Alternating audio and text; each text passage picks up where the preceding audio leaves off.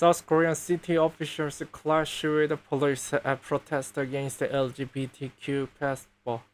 A rally by members of the LGBTQ community and its supporters in Seoul, South Korea on May 14, 2022. Seoul, South Korea CNN.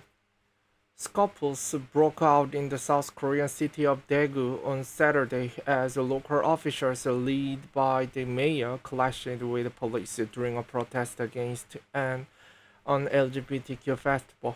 Opponents, including Christian organizations, had applied for a provisional injunction against the Daegu Queer Culture Festival, which had received police permission to take place. They were backed by Mayor Joon-pyo, who claimed earlier this month that the event could instill the wrong sexual culture in teenagers.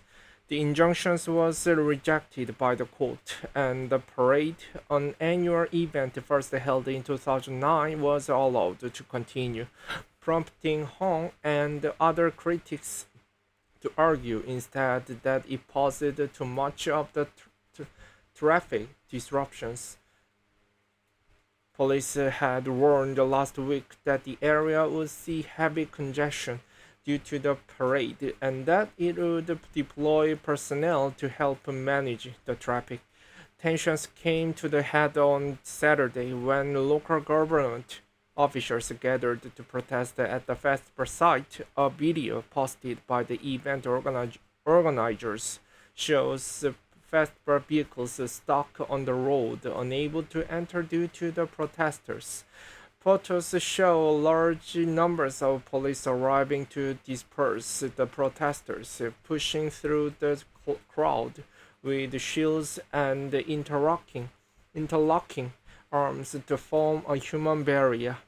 South Korean news agency Yonhap estimated that about 500 protesters and 1,500 police officers were at the scene. The festival ultimately continued with the parade taking place as planned. Afterward, Hong lambasted the police on social media, accusing them of injuring our public officers for the shake of the queer festival. He also said that he would hold the police chief accountable, saying the festival had been held illegally because the city government had not given permission for organizers to occupy the road. In the scathing response, the police said the festival was the legal assembly with the right to use public roads since the court had rejected all injunction requests by the opposition. It pointed out that the festival had been safely held without incident for the past 14 years, that police were simply carrying out our duty of providing protection, and urged the mayor to stop rambling. Under South Korean law, organizers of assemblies and demonstrations only need to submit details to the local police, such as the estimated number of attendees, to obtain permission. Police may ban an event if it causes serious inconvenience to traffic, but this was challenged in 2015 when a Seoul court overturned the police ban on a Pride Parade, ruling that it should only be banned if there is a clear direct threat to public peace and safety. The Daegu police appeared to point to this case in their statement on Saturday, which referred to quote precedent on legal assemblies. Hong, the Daegu mayor, has previously made headlines for anti-LGBTQ statements, such as claiming that gay men would weaken the South Korean military, according to local media. Homophobia is rife in South Korea, where there is no comprehensive anti-discrimination laws to protect LGBTQ people.